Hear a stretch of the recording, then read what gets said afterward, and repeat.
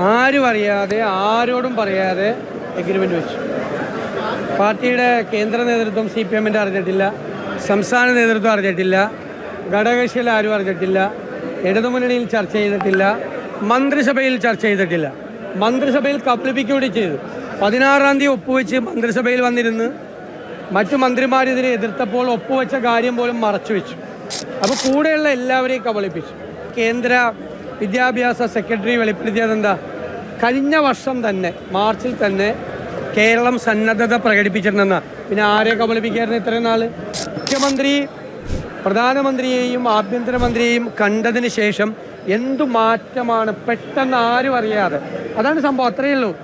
ആരും അറിയാതെ എന്തുകൊണ്ട് എഗ്രിമെൻ്റ് വെച്ചു, അതിനാണ് തുറന്നു പറയേണ്ടത്. SNC ലാവ്ലിൻ കേസിൽ ഉൾപ്പെടെ മറ്റ് കേന്ദ്ര ഏജൻസികൾ അന്വേഷിച്ച കേസുകളിൽ ഉൾപ്പെടെ പരസ്പരം ഒരു സഹായ സംഘം ഇവർ പ്രവർത്തിക്കുന്നുണ്ട്.